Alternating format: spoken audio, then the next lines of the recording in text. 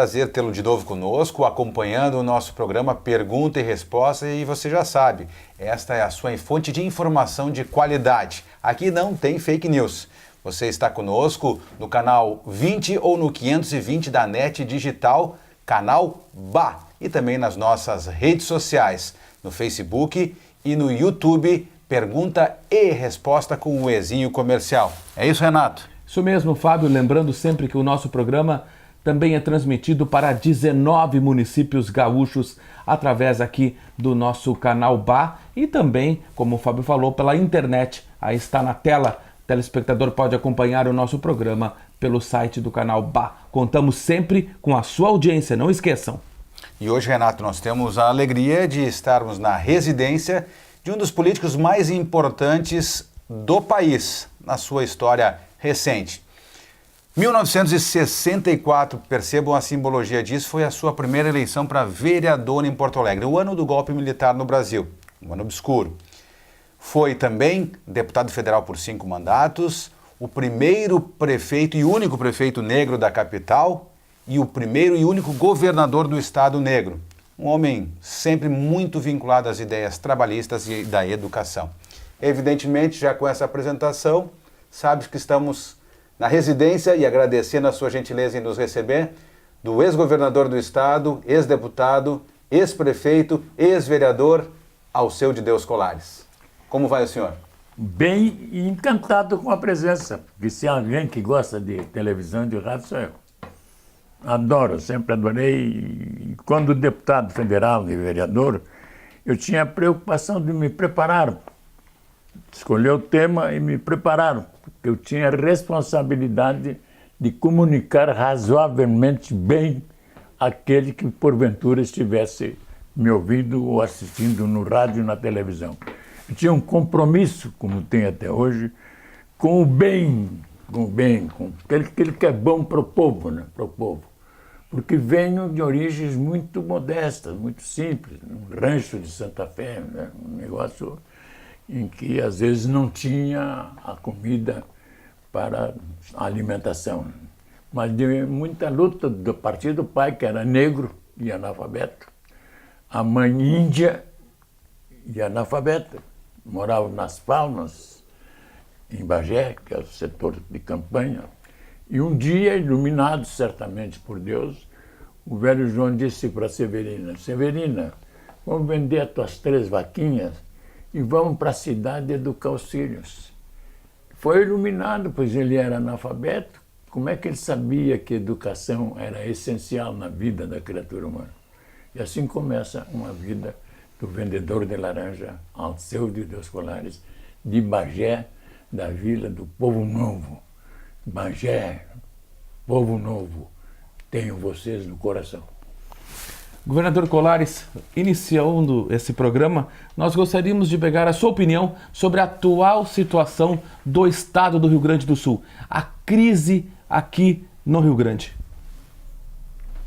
Eu acho que para analisar a crise do Rio Grande tem que se reportar um pouco sobre a crise que a humanidade está passando.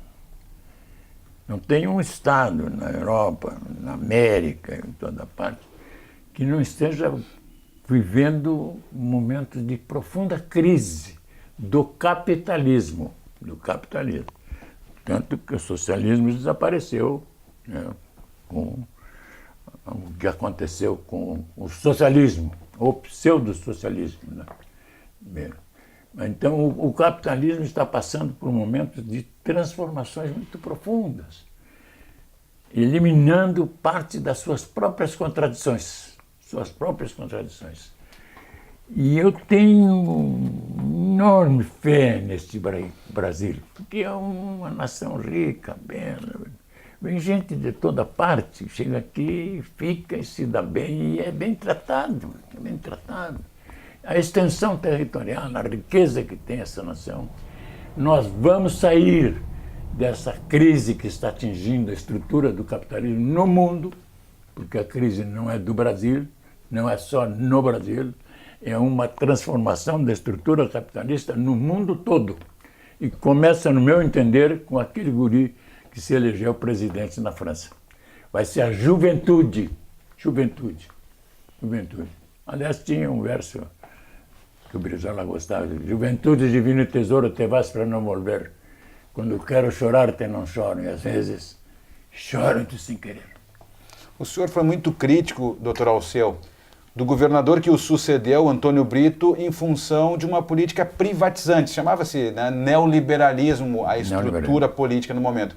O senhor vê no governo Sartori similaridade com isso, porque a gente também percebe que se busca uma diminuição do tamanho do Estado e essa crise muito grande afeta basicamente também os serviços públicos, até mesmo em função da impossibilidade de pagar em dia o funcionalismo. E eu recordo que no seu governo, que tinha essa crítica muito forte ao seu sucessor, mas antes disso no seu governo, o senhor chegou a decretar uma moratória em relação ao pagamento para a União para preservar o pagamento para preservar o pagamento do servidor público. Eu vinha de entregador de telegrama, depois eu fiz telegrafista, né? Depois é que eu fui repechando, como diz na fronteira, né?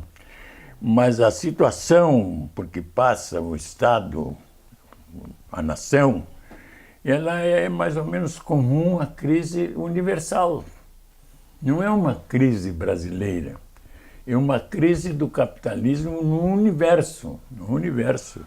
Aquele menino da França que com 39 anos se elegeu presidente da França, ele chegou um momento e disse para a juventude dos companheiros, olha, esses partidos antigos aí estão todos superados. Eu vou sair do nosso partido, que era socialista, e vou criar um partido, vamos criar um partido, e eu vou me eleger presidente da República. Está lá, presidente. Macron, mas enfrentando também a estrutura capitalista que está passando no mundo todo por uma profunda transformação. Profunda transformação. Bem, sem dúvida, um mundo melhor, até porque não pode ficar pior. Não tem como aprofundar mais a crise que está atingindo as raízes de todas as nações. Não tem uma que não esteja em crise. Não tem uma que não esteja em crise. Inclusive o próprio americano. A China, o Japão, todos estão passando por uma hora de uma nova estrutura capitalista. E quem vai ter enorme influência nessa transformação que vem do mundo, para um mundo melhor. Vem um mundo melhor aí. Eu tenho absoluta convicção de que nós chegamos no fundo do poço da estrutura e das contradições do capitalismo. No fundo do poço. Não tem mais como ir mais profundo. Então, na saída agora, vai ser a juventude que vai fazer isso. A juventude no mundo todo vai fazer, e começou com aquele rapaz da França, né, que chamou o pessoal dele, a gurizada deles, olha, os partidos estão aí muito complicados, em profundas contradições, não aumentam nunca, não interpretam direito as necessidades da sociedade francesa. Eu vou sair do partido, vamos criar um partido, eu vou me eleger presidente. E é presidente da República Francesa. Portanto, eu tenho, sem dúvida alguma, enorme confiança no amanhã. E vai ser a juventude quem vai ajudar a essa transformação profunda para um novo tipo de capitalismo, menos preocupado com determinados segmentos que querem enriquecer da noite para o dia, mas mais preocupados também com o social. O cidadão brasileiro não pode passar fome. Tem um enorme do país, uma gente extraordinária, gente que vem de todas as partes do mundo, chega aqui e fica no Brasil porque ele é uma bela nação. Nós temos, sem dúvida alguma, esta extraordinária possibilidade de conviver num país rico, que tem que acertar nos seus caminhos para que a fome não atinja o lar de determinadas pessoas. Governador, o senhor estava falando agora, né, sobre a questão política. Atrás do senhor temos ali um quadro que o senhor está ao lado de Leonel de Moura Brizola. No PDT já existe uma figura que possa transferir, continuar, melhor dizendo, o legado do ex-governador Brizola em termos nacionais com essa abrangência, principalmente abordando a educação? Acho que não tem. Porque eu tinha e tenho ainda, pelo Brizola, uma enorme admiração. Aqui ele esteve por 3 vezes e a gente olhava quando o Brizola estava falando. Olhava nos olhos, ele era um homem profundamente sincero. Ele tinha vontade de chegar na presidência e transformar a nação brasileira para que todos pudessem ter a oportunidade de uma vida boa. Uma vida boa. O Brizola, sem dúvida alguma, entre os trabalhistas foi uma das grandes figuras, não esquecendo de Alberto Pasqualini, Darcy Ribeiro, do Jango e do nosso Getúlio. Getúlio. Começou em 30. Não tem nenhum outro instrumento partidário que tenha realizado tantas transformações no Brasil como o trabalhismo brasileiro. O PTB, depois o PDT. E aqui eu tive a honra de ter 2 ou 3 vezes o Brizola. Olhando nos olhos do Brizola e vendo falar, estava ali um homem que queria ser presidente para transformar profundamente a estrutura da nação brasileira de tal forma que todos pudessem ter, sem dúvida alguma, o pão de cada dia. Quando o senhor fala que não tem uma liderança que possa cumprir esse papel de levar adiante o seu legado, o legado de Leonel Brizola, o legado do trabalhismo e com a bandeira da educação, isso significa que o PDT já não é mais o mesmo? Não, os partidos estão passando também por situações muito complicadas, muito desgastantes. Agora, não tem democracia sem partidos políticos. Não tem. Vai haver uma transformação nos partidos políticos? Vai ter que ocorrer. Nós vamos ter que, principalmente os jovens, que já estão fazendo, muitos já estão fazendo em várias partes do mundo, transformando a estrutura partidária, porque não tem democracia sem partidos.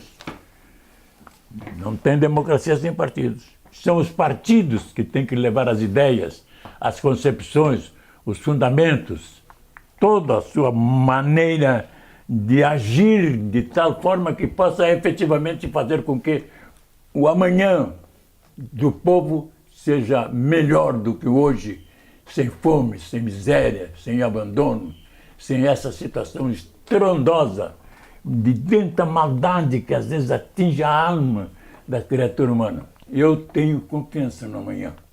O amanhã vai ser melhor do que hoje. Nós vamos para um rápido intervalo comercial e logo em seguida estaremos de volta.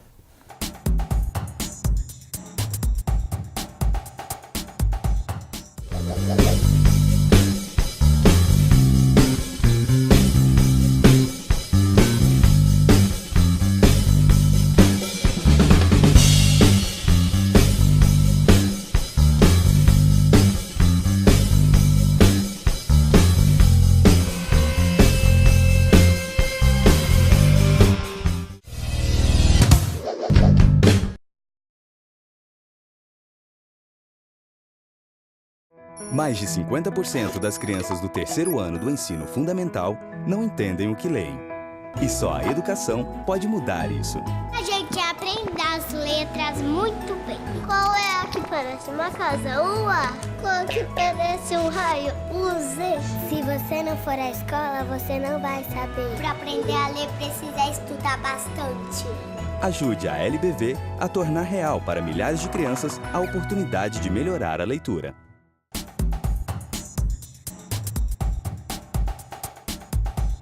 Estamos de volta com o nosso Pergunta e Resposta, que hoje tem a satisfação de entrevistar o ex-governador Alceu de Deus Colares. Governador, a sua opinião sobre a pré-candidatura de Ciro Gomes pelo PDT à presidência da República? O Ciro é um candidato preparado. Já foi governador, foi prefeito, foi deputado. Ele tem uma enorme preparação. Dos candidatos que estão aí, é o que tem o discurso mais avançado. É o Ciro Gomes, do PDT. Na outra eleição ele vinha também muito bem, daí um pouco teve quedas. Certamente ele vai corrigir algumas falhas que porventura tenha ele cometido na última eleição, que estava muito bem, daí um pouco teve uma queda muito grande. Então é um homem que tem um discurso bom, preparado, já foi governador, tem experiência, então hoje, sem dúvida, é o melhor candidato a presidente da República. Mas o senhor acha que ele segue a linha brisolista? Não, eu acho que o trabalhismo ele tem uma abrangência ideológica, doutrinária, filosófica, muito abrangente. Não tem o brizolismo, o getulismo, o pasqualinismo, é o trabalhismo, que tem todas as ideias extraordinárias, magníficas e revolucionárias desses líderes. Junta todas essas ideias, tem o trabalhismo. E hoje, sem dúvida alguma, o nosso candidato, Ciro Gomes, é dotado de conhecimento de um dos discursos mais avançados e que no Ceará, no exercício da função pública, deu demonstração sempre de se voltar para aquelas camadas mais necessitadas. O Ciro Gomes é um grande candidato à presidência. E nós sabemos que há pouco tempo esteve lhe visitando aqui na sua residência o pré-candidato do PDT ao governo do estado, Jairo Jorge. Eu pedi a sua bênção, governador? Não, eu sou Colares vendedor de laranja em Bagé. Sou um homem que vem lá nos confins da pobreza, né?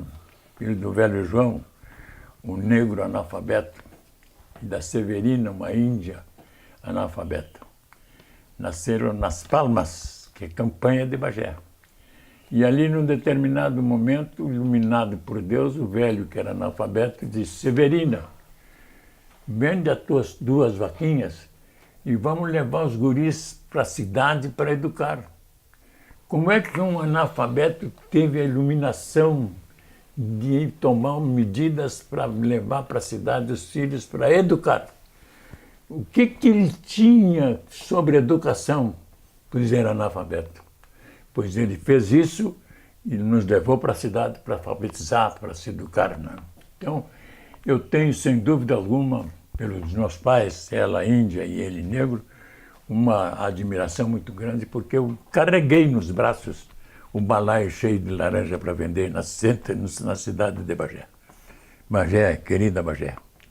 Grandes, extraordinários bagienses, o nosso abraço, a nossa saudação e a nossa saudade desta extraordinária terra. E Jairo Jorge terá condições de carregar essa bandeira do trabalhismo e da educação? Tem, ele esteve aqui comigo. E eu posso dizer que ele está preparado. Foi um dos companheiros com os quais conversei e o que mais demonstrou profundidade de conhecimento do trabalhismo. Porque o trabalhismo é um complexo de ideias, desde o Pasqualini, o Darcy Ribeiro, que era um monumento, o Brizola, com a sua legalidade, era uma figura que tinha, sem dúvida alguma, um compromisso com o amanhã, de desenvolvimento, de crescimento, de grandes realizações para que a miséria e a fome não cheguem ao lado de ninguém, desapareça do mapa. Então esses homens construíram um conjunto de extraordinárias ideias, concepções, fundamentos, chama-se trabalhismo. E o nosso companheiro aí de Canoas, ex-prefeito, esteve aqui comigo conversando, de todos com os quais eu conversei, deu demonstrações, sem dúvida alguma, profundas do conhecimento das raízes do trabalhismo, do que fizeram os governos trabalhistas, principalmente do meu governo. Ele deu demonstração de tudo quanto nós tivemos a oportunidade, sem dúvida alguma, grandiosa, da realização de transformações no campo, sem dúvida alguma, político. Quando o senhor fala em juventude, na importância da juventude, nós estamos em ano eleitoral, não é, Renato? E recordando algumas das muitas coberturas que já fizemos de campanhas eleitorais. Se reaquece uma discussão entre a existência de uma direita e de uma esquerda, uma polarização, mas também a juventude fala muito, especialmente pelas redes sociais, doutor Alceu, em anular o voto, em uma campanha pela anulação do voto. E eu recordo do seu poema que falava: O voto é a tua única arma, põe o teu voto na mão. E a gurizada querendo votar nulo. Como é que lhe soa isso? Eu acho que é um direito que todos os segmentos têm, mas não é o caminho. Se anula o voto, se não vota, se não realiza as investigações, se não procura saber quem é o partido em que eu estou, quem é o candidato em que eu vou votar, porque o meu voto é sagrado. Vai comigo no voto a minha vontade. A vontade de grandes transformações políticas, econômicas, sociais, culturais, científicas e tecnológicas. Este é um país grande que não tem o direito de fazer seu povo sofrer. Por isso, eu tenho absoluta convicção. Juventude, divino tesouro, te vais para não volver. Quando quero chorar, te não choro. E às vezes choro-te sem querer. Juventude, juventude, bota atenção, não deixa de participar. Tem um poema meu que diz: o voto é tua única arma, põe o teu voto na mão.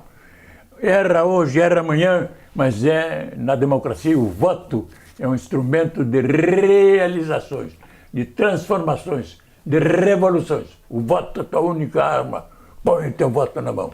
Governador, voltando ainda àquela questão envolvendo a candidatura Ciro Gomes, caso Lula não consiga concorrer à presidência, uma aliança PDT-PT seria um caminho? Esse vai ser o caminho. Vai ser o caminho. Não tem outro caminho. Não tem outro caminho. O Ciro vai ter oportunidades magníficas de chegar à presidência com a esquerda nacional, principalmente com a juventude. A juventude. Mas tem que começar também a governar, sem dúvida, desde o primeiro dia, voltado, sem dúvida alguma, para servir aqueles que precisam da presença do Estado. Do Estado fazendo na educação, no emprego, no desenvolvimento econômico. Não podem ter essa quantidade de gente desempregada, meu gente. Numa nação como essa, o cara desempregado é muito triste para ele e para os filhos. É muito amargo, é muito doloroso. Tem que chorar para fazer com que a nação e os partidos políticos, e os empresários, e os trabalhadores, todos quantos têm uma ou outra atividade, possam ter a sensibilidade para fazer essas transformações que a nação precisa. O Brasil é o Brasil. E nós vamos sair disso. Para concluirmos o nosso programa, doutor Alceu, aos 90 anos de idade, com essa história que brevemente, em alguns tópicos, nós tentamos simbolizar uma história de vida, uma história de dedicação à sociedade com a sua bandeira do trabalhismo e da educação. Qual é o grande legado que o senhor deixa como um homem público para a sociedade? A escola de tempo integral. A paixão minha, da Neuza e dos trabalhistas, a partir do Brizola, que como governador não deixou um município sem escola. Contam que num determinado município tinha só analfabeto. E falaram com o Brizola e disseram assim: traz 10 que nós alfabetizamos e eles vão ser professores. Vão ser professores. A educação é um instrumento de realização, de revoluções, de transformações. Educação. O professor tem que ser bem pago. O professor tem que estar na sala de aula com a alegria que está formando uma criatura humana. E por isso a grande transformação que o Brasil vai fazer começa na educação de tempo integral, que foi iniciada pelo trabalhismo no Brasil. Nós fizemos aqui 94 CEPs. Muito obrigado, ex-governador Colares, que nós gostaríamos de agradecer também a gentileza e a recepção da dona Neuza Canabarro, sua esposa. Ficamos por aqui no Pergunta e Resposta dessa semana. Até a próxima. Muito obrigado.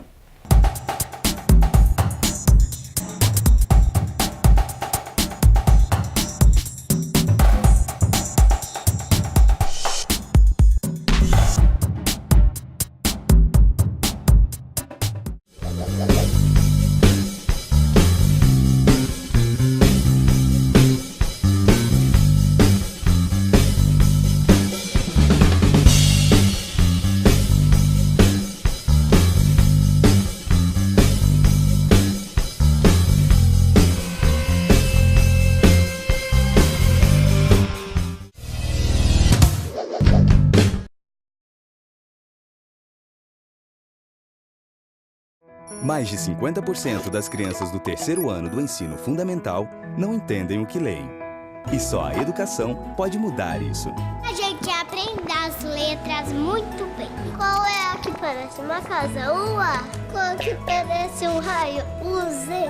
Se você não for à escola, você não vai saber. Para aprender a ler, precisa estudar bastante. Ajude a LBV a tornar real para milhares de crianças a oportunidade de melhorar a leitura.